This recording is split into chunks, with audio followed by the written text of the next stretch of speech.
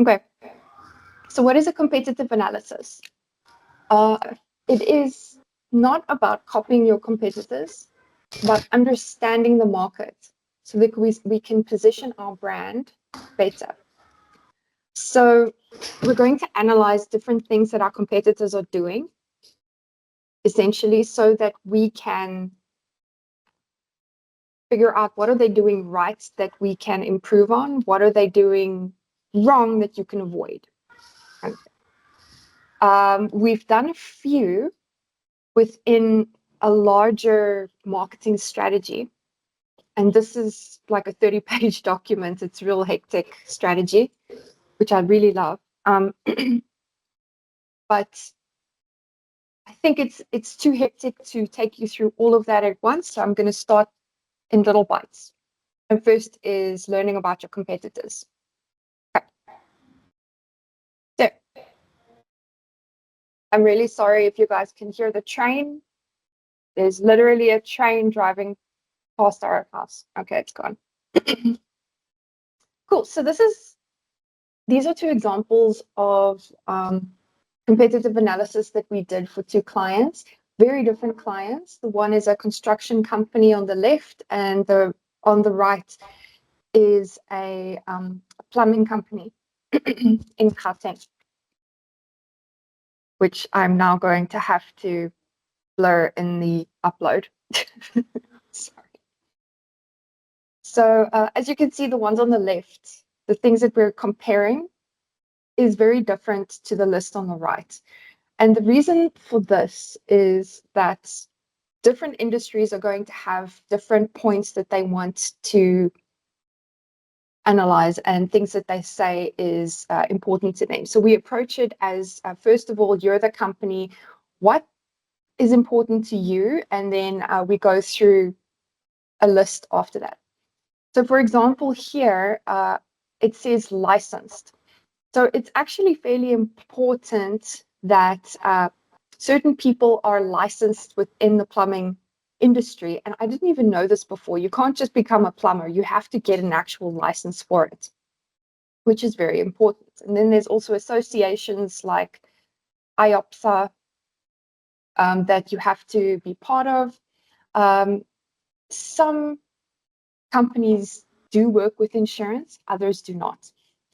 So, for example, this one didn't work with insurance. They were more of a emergency plumbing service. Your geyser burst in the middle of the night. You need a new geyser right now, and you need this huge mess fixed up, kind of thing.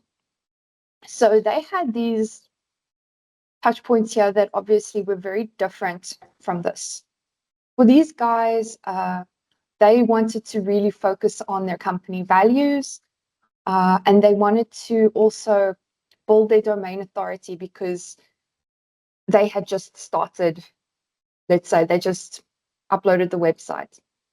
And yeah, so this is kind of the idea. This is what it's going to look like when you're done with it. You can create the little dots, obviously color-coded, which is the best for me. Otherwise, you're going to get very confused. And then put whatever is relevant for you here on the left-hand side. And at the bottom, it's low to high or high to low, or let's say not great to great kind of thing. All right. Okay, so it's going to cover, well, it's going to cover things like your visibility online, domain authority and SEO, that's search engine optimization, community engagement, national, international footprint. So that is dependent on, for example, Nicole can work internationally because she creates websites and does graphic design, right? Keiru, however, is a videographer. If he wants to film something, he has to be there. So usually within Gauteng or the surrounding areas, he would have to be there, and then that would be your target audience. So those are the competitors that you would have to look at, Keiru. Then reliability and service offering. If you require a license, then that is also relevant. And case studies. Are your competitors doing any case studies? I can't tell you guys how important and powerful a case study is. And if you're not sure of what that is, I can show you guys afterwards. Next is trust and reviews. Here comes Tammy. Just hang on. Hey, Tammy, we've started. No worries. Sorry I'm late, but just go ahead. I'll catch up. Don't worry. Okay. Okay, these are just things we're going to cover, or that you should cover maybe in your competitive analysis. But like I said to the guys, every company is different. Because Tammy has what do I call your business, Tammy? It's 31 Threads. She sells silk dresses. So very unique silk Yeah, dresses. it's sort of like a fashion brand. So I make and sell dresses. Yes. So what's going to be relevant for Tammy here is going to be very different from what is relevant to Nicole and Karoo and Wheeling and Stian, whatever Stian wants to do next. Yeah. So we're going to take it step by step. If you want to stop me at any point if you don't understand something or if you have questions, okay? But I am recording this, so we are going to upload it to YouTube shortly after this, and you'll be able to revisit the sections as you need to. All right, so number one, the very first and very important thing is to define the market that you're analyzing. All right, so if the customer would not realistically choose this competitor instead of us, they do not belong in the analysis. So obviously that means people in the same industry as you, people within the same region as you, if region is important to what you're doing, things like that. Yeah. What industry is the business in? What service or product is being sold? If somebody is selling a completely different product to you, there might actually be an ally or a service provider or someone that you can do a joint venture with. It won't necessarily be a competitor. And then who is your customer? And I did mention this to Tammy today. I think we should also do a session on your target markets as well. Right. So step 2 would be identifying 5 to 8 direct competitors. So you're going to make a list. Too many competitors causes overwhelm, Nicole, and too few gives you distorted view. So don't be that person that picks competitors that you know your business is going to look better than them. And don't pick every business in South Africa or the world that is going to look like a competitor to you. Just 5 to 8, and that's it. So how you can do this is Google main service plumbing near me, or near me. So for example, you say plumber near me, commercial construction company near me, and if for example it's regional. What I would also do, and I have been doing this, is I'm going to answer your question now, Millie. What I would do then is to Google or list best design companies in my area. Yes. What's your question? It wasn't really a question. It was more about something I was trying to focus on today, especially with Ricardo's steel windows and doors company. So we are one of the companies where we do all three: steel, aluminium, and timber windows and doors, which is not very common in Cape Town specifically. So I was literally going on Google search and looking at companies saying steel windows or doors, and then one company that does timber windows and doors, and then try to do a comparatives on what would my target be and how would my approach be different to theirs. Okay, so you actually supply all those services, Yes. Whereas other people only do few. Either or, yeah. They either just do timber, or they just do aluminium, or they just do steel. But that's an advantage for you. And I would put that front and center in the website. But without making it feel too busy and overwhelming for the client to look at on the website. You know what I mean? You also still want it to be simple and clean without it being confusing. Yeah, you can definitely do that. Yeah. Mm. Okay. Yes, next is to look at Google Maps listings. So I don't know if you guys have seen, or if that you know, most of you should know Google My Business. You can set up a profile for your business. It's very beneficial for you. You can then get people to review you there, which helps Google's AI to recommend you more. So obviously look at people there, and if Google thinks that they are your competitor, it's going to list them, which is actually quite helpful. Next, you could ask, who would my clients compare me to? Like I said, at some point last year, that other person that I know that said that she is the best in marketing in South Africa, but I objectively knew that she wasn't the best. I'm not saying I'm the best. I knew that she wasn't, but she would compare, people would compare them to us because the AI is picking them up as an expert. Then list your 5 to 10 competitors and always include your own brand in the list. Don't forget about yourself. Next, decide on the comparison criteria, which is obviously the most important step. So out of all the things, the list that I've given you, there's 3 categories, and we're going to go through them quick. So we only compare things that the customer actually notices or cares about. Obviously, sometimes they notice something, they don't know exactly what it is they're perceiving. I'll show you now. Like online visibility. I had this friend who moved to Australia 2 years ago, and she was really looking for a new trainer, I think personal trainer or something, because she did bodybuilding. And she was telling me, no, she looked online for this person that she had met, but they didn't have any online presence, so she didn't want to use them. I said to her, you're trying to start a business. You don't even have a website yet. How can you judge someone like that if you don't have it? And she says, yeah, but it's perception, which is unfortunately true. So online visibility is incredibly important, and people will judge you on that. Even if you don't have a 10-page website, just at least have a landing page, just something for people to find, for that credibility to be there.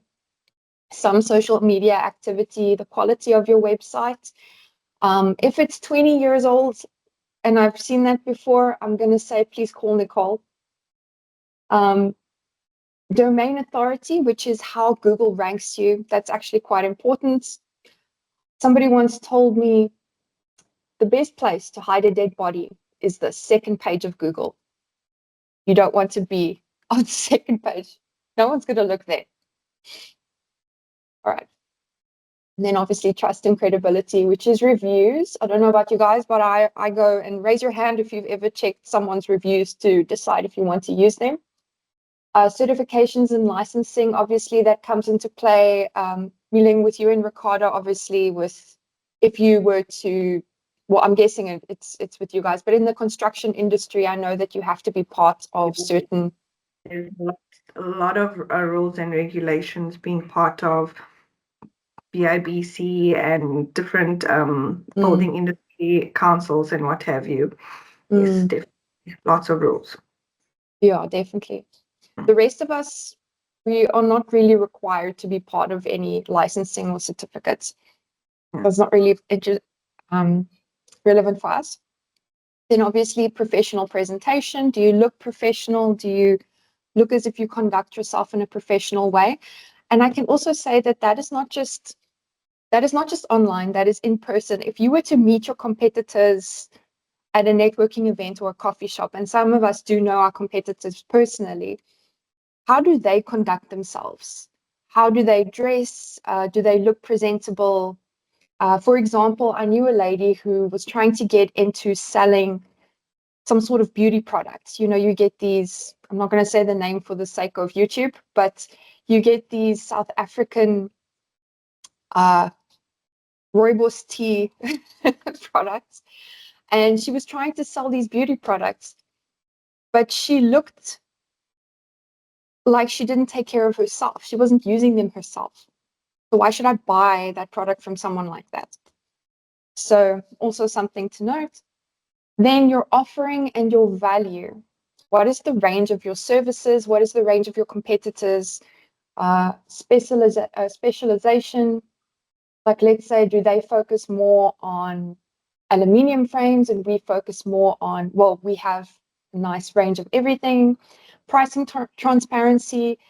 Do you have to get a quote online first or call them? Or can you see the pricing available online? Are they available 24/7 or do you have to book a month in advance or something to see them? And then obviously geographic reach. All right, so once you've made the list of your competitors and the list of the things that you want to compare them to, then create your rating scale, which is good, great, or not, but remove the fear of getting it wrong, because there is no wrong in this. This is just your perception. You can always go back and change it with new information. And I would say that whenever there is new information, you should update it if this is relevant for you. Okay. This is a relative comparison, not a scientific measurement. Yes. Remember, you are comparing competitors to each other, not to you. Well, kind of to you, so that you can improve, but not to perfection. Okay. So you can have a low, medium, high sliding scale. You can even put some dots in between that if you want to be more specific. It's totally up to you. But the sliding scale is going to obviously help you figure out what works. Next is score each competitor, including your own brand. So how is my SEO ranking? How do I rank on Google? And if you don't know how to do that, we have a really cool link that you can use. It's Nicole, would you just put that in the chat, the SEO Optimizer link, which is a very, very cool tool that you can use. You can use it once per day for free. And you put your website into it and it gives you a full analysis of your domain authority and everything. It's a very cool tool. Remember, you are allowed to be honest about your own brand. This exercise does not work if you protect your ego. I knew a lady who we were doing an audit for her business, didn't travel, and she was not honest with herself about her own company. And the audit that we did was then null and void. I could immediately see, because she was saying we had this many customers when it was actually less than half of that. We had this much, or our SEO ranked over here when actually there was none, you know. And at the end of the day, 2 months later, they came back and they're like, okay, actually, this is what's going on. We found out from our accountants. And it's, I mean, an analysis is not going to help you if you lie or if you want to make yourself feel better. So try to be honest, even if it's tough. You don't have to show it to anybody else. Just keep it to yourself for now, if that helps. So remember also, you're comparing competitors to each other, not perfection. Oh, I think I did say that in the last one. So use a table, use dots, or you can put a little emoji there if you like, and use your low, medium, and high grade. Colors help, but clarity matters more than design. Okay. Step 6 is to write short competitor snapshots. So write a short competitor snapshot, and that's just like a short, it's kind of like this is what I think is the result of this analysis afterwards. That's why it's not a description. And then if you can't explain a competitor in 5 bullets, you don't understand them yet. Just summarize as much as you can. So for each competitor, write down 3 to 5 bullet points answering what are they good at, where are they weak, how do they position themselves, why might customers choose them, why might customers hesitate? And then obviously you can add more questions later, but I would encourage just starting with 5 because you might get overwhelmed if you draw up 100 questions for yourself to answer for each competitor and then yourself. It's going to be too much. Start simple, add later. Then identify patterns and gaps. So move from comparison to strategy. The idea here is to use this as a tool to grow yourself. We don't know if the competitors are doing competitor analysis. What's the plural there? I don't know. Dion says analysi.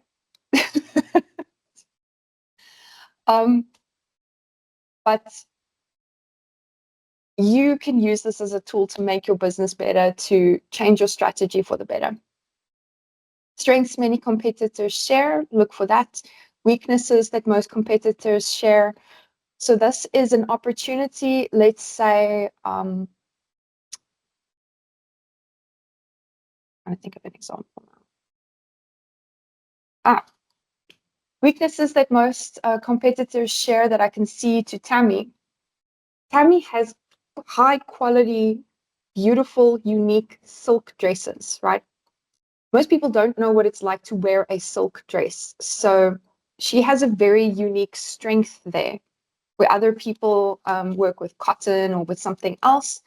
That would make this a strength compared to, well, the weakness of not wearing silk. But we just want to make, you know what I mean. Also, areas where no one is strong is a potential gap in the market. And it is something to note because if you see that, then you definitely have to jump at it because then there is a need that is unmet and you can potentially make a lot of money with. So ask yourself, what does everyone do well as a whole? What does everyone ignore? And where could one brand stand out quickly? Like one brand being yourself. And step 8, translate insights into strategic opportunities. So if competitors are invisible online but trusted offline, digital education becomes a strategy. This connects analysis directly to market decisions. Analysis must lead action. So for each major gap, ask yourself how I can do this differently. How could this influence my marketing? How could this influence messaging or content? And I'm not trying to break your brains, but there is another one. Summarize in one clear conclusion. So say, if a CEO reads only this paragraph, they should understand the opportunity. Ignore the goals here. Apparently, I copied that from my notes. I'm sorry. So where does the brand currently sit? Where can it realistically win? What should be prioritized next? So this is why I am uploading it for you guys, so you can come back to each one of these steps and not feel like you're lost. All right, sanity check. Your checklist is, did we analyze real competitors? So if there is someone who's on your radar and maybe they're not a real competitor, like let's say Cairo starts comparing his on-site videography work with someone in Los Angeles. It's not really a competitor unless you start doing editing and things like that. That can be digital. Make sure that they are real competitors and within your kind of level. Next, did we use customer-focused criteria? Did we include our own brand? Don't forget about yourself. And did the insights lead to strategy, which is the ultimate goal? Okay, I'm done talking your ear off. I want to hear from you guys. Was this helpful? Nicole, picking on you. It was very helpful. I've actually written a few things down because I'm just like that. Yeah, there's a few things that I actually want to check tomorrow because I've actually got a free day tomorrow. Imagine, I know. So some of these things are actually, and some words that you mentioned, I actually just want to, become comfortable with so I can actually see what I'm doing wrong and right. Because I have, as you know, Stephanie and I have got a nice client, well, busy client, but I'm still trying to figure out how they found One me. word for it. Yes. But I'm still trying to figure out how they found me. And, it's still research that I need to do, even with the client itself. I actually want to say how you found me, what were you looking for, and maybe also literally talking to them and say, why did you choose me? And that's something I can actually do tomorrow as well, and just sort of do marketing tomorrow and just answer these few questions. And Shame, I'll also speak to Tammy tomorrow about domain authority. I've written it down.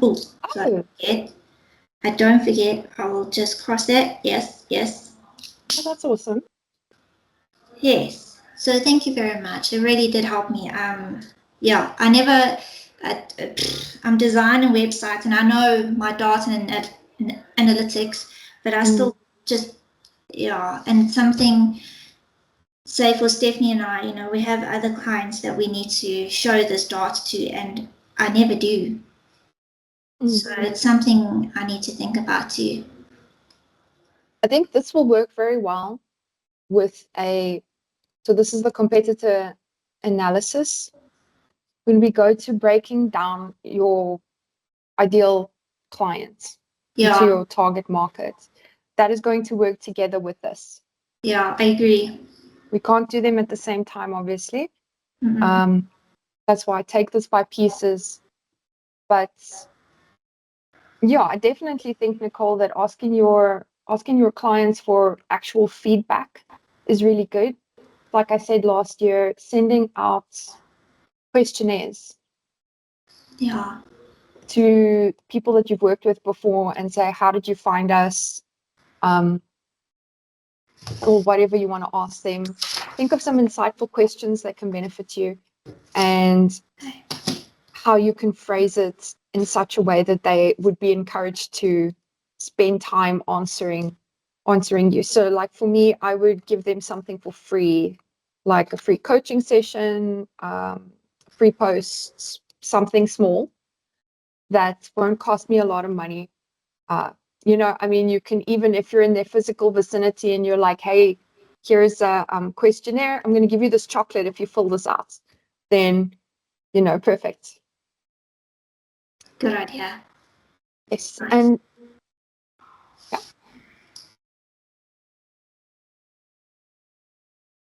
Nicole, now that you're talking about domain authority, I want to ask you if you would maybe take next week's session and teach us about domain authority. Sure. Okay, no problem. Is that all right? Yeah, it's not too long, to be honest. But I'll just share my notes with you, and then we can see how we can integrate other things, other questions. I think most raise your hand if you didn't know really what domain authority is. I'm raising mine, so don't be afraid. Yeah, you see. Wasn't too sure what that meant. It's not, I know for me it's something else, but it's not too long, but I can give like a 15-minute conversation.